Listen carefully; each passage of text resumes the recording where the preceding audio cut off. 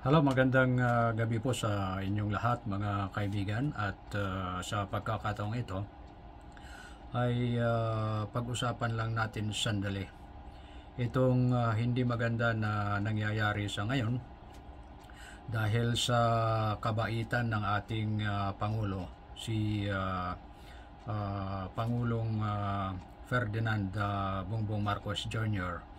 ay halos hindi natatakot yung mga kumukontra sa kanya, yung nag-o-oppose sa kanya. Directly speaking, isa na itong si tanggal na Agent Morales de Umano na formerly nagtrabaho sa PDEA. At diretsahan tayo mga kapatid. Kung iyong maalaala, ay noong unang pagtitipon ng mga oposisyon, yung kumukontra kay Marcos doon sa Davao, ay nagsalita po yung dating Pangulo ng bansa, si Apo Lakay Duterte, at binanggit niya na itong si Pangulong Bongbong Marcos ay bangag. Ayan po. At kung iyong maalala, hindi lang po ito yung mga terminology na kanyang binitawan. Isa pa dito ay kanyang nasabi na noong ipinakita daw yung PDEA ang listahan sa kanya, sabi ni dating Pangulong Duterte, ay nakita daw niya yung pangalan. Itong si President Bongbong Marcos Jr. So ayan po. Ito talagang kinukonsolidate lang natin yung pangyayari. At sa hindi katagalan ay biglang lumabas itong si Agent Morales de Umano. At kanya naman sinabi na itong si Pangulong Bongbong Marcos ay naalala ba ninyo mga kapatid yung Senate hearing na pinamunuan ni Senator Bato? Ito po, nagsalita po itong si dating Agent PDEA Morales na yun nga, si Bongbong Marcos ay gumagamit ng ipinagbabawal na gamot. So yan po yung kasunod dito. At bukod niyan, sunod-sunod na po mga kapatid yung rally, pagtitipon ng mga supporters itong Duterte. At halos ang kanilang isinisigaw ay walang iba kundi itong pagbaba, paglisan ni President Ferdinand Bongbong Marcos sa kanyang pwesto bilang Pangulo ng ating bansa.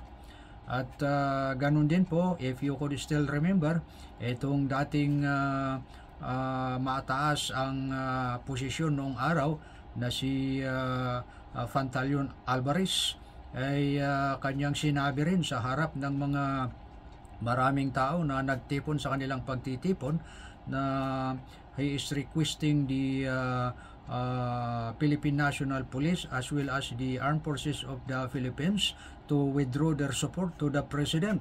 Kanyang sinabi na kung gagawin nila ito ay walang magagawa itong Pangulo natin kundi bababa sa kanyang pwesto. Ito po yung mga salita na isa sa binitawan itong mga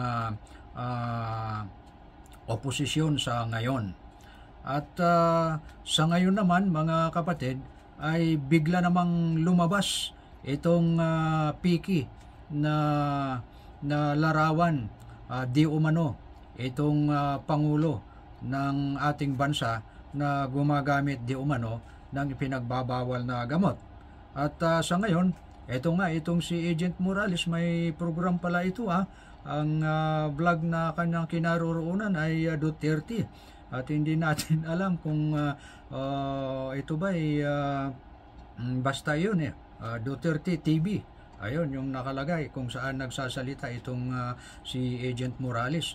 At kanyang pinaninindigan na itong nakikita natin dito ay may katotohanan. Pakinggan natin yung kanyang kung ano yung kanyang sinasabi tungkol dito. Po yung video at nagpapatunay na itong si Pangulong Bongbong Marcos ay gumagamit ng white powdery substance. Ang ano lang po dyan, magbitiw na. Kung di mo kaya, ipakita sa taong bayan na ikaw ay malinis mula sa impluensya na ipinagbabawal na gamot, bitaw na. Maluwag ang pinto ng Malacanang para ikaw ay lumisan. Yan. Maluwag ang pinto ng Malacanang para ikaw ay lumisan. Yun po ang panawagan at sa taong bayan, sa inyong mga kapatid, sama-samang pagkilos, ito po yung ating kahilingan sa inyo. At umpisahan na po natin. At pakita natin dito sa bangag na administrasyon ng bangag na ito na tayo ay nagkakaisa. So ayan po, napakinggan po natin yung kanyang panig itong si dating PDEA Agent Morales. Nakita po nyo ito noong nagsasagawa itong si Senator Bato ng kanyang Senate hearing. Nagagalit pa nga ito kay Jinggoy kaya kinakantsawan ngayon sapagkat maalaala ba ninyo, pinagalitan ni Senator Jingo Estrada ito sapagkat halos hindi niya natatandaan daw yung pangyayari tungkol sa kanyang sitwasyon noong araw nung tinanong nila kung kailan siya naalis sa serbisyo, hindi niya masagot-sagot. Kaya dito nagalit si Senator Jingo Estrada sa kanya. So ayan po yung ating napakinggan Agent Morales ay sinasabing magkaisa daw tayo para sa pag-alis nitong kasalukuyan na Pangulo ng ating bansa. Pero mamaya ay ipapakita ko sa inyo, papakinggan natin yung confirmation itong eksperto mula sa NBI natin at saka mga pulis natin. They are confirming na itong kumakalat na allegedly na larawan di umano ng ating Pangulo ay piki. Ito naman po yung presentasyon ngayon ng ating mga kinauukulan tungkol po sa piking larawan di umano ng ating Pangulo. Pakinggan po natin mga kapatid.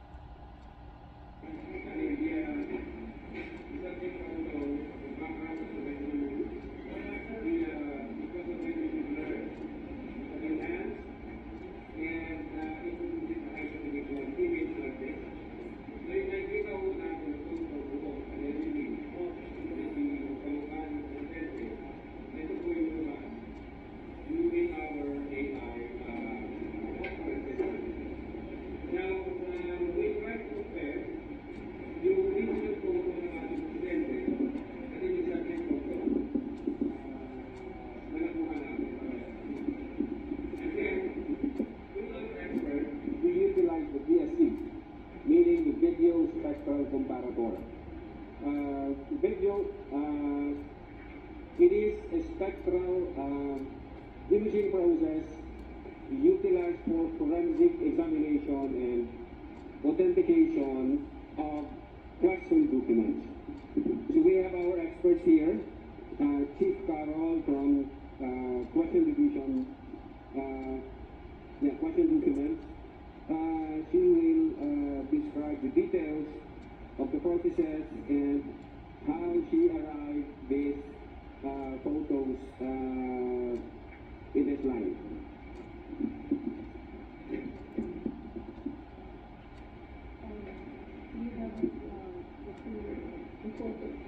We have right now the photographs. The one on the left is the photograph of the president, and the one on the right is the photograph of the president.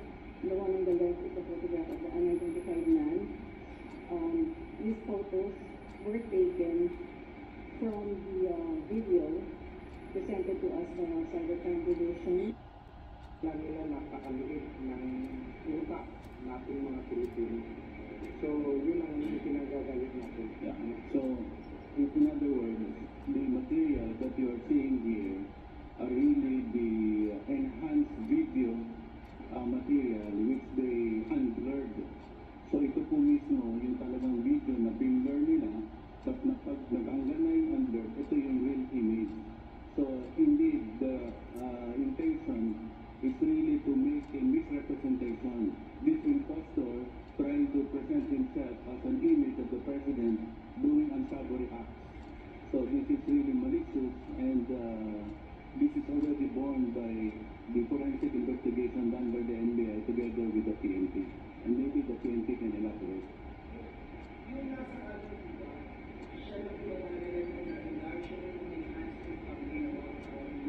That is the exact same video that is being circulated around. But we did some use of technology to unblur it. Pero yan na mismo. That's the real impostor.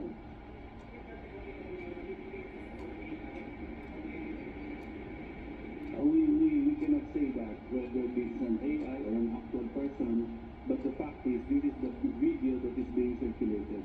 And definitely, he is not the president.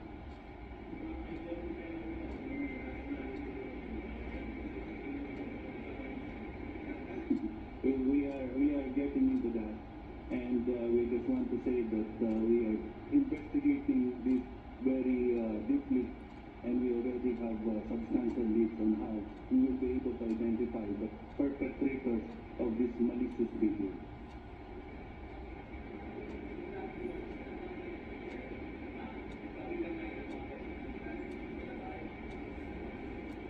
Well, we are looking into that angle, whether there is bad faith in circulating this, and if you provide particular comments. So ayan po mga kapatid, sa madalit sabi dito ay hindi po wala pong katotohanan na itong larawan na kumakalat ngayon sa social media ay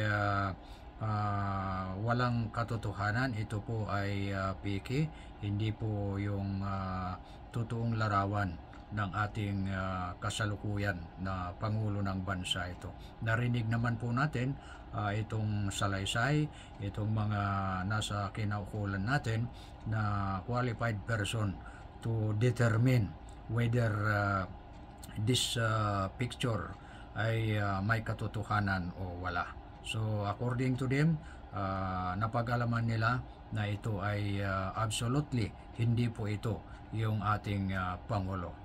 So yan lang muna mga kapatid, at hanggang sa muli, ako naman po ang inyong kapatid, Jose Culo, laging nagsasabing kapwa ko, mahal ko. Bye-bye na po.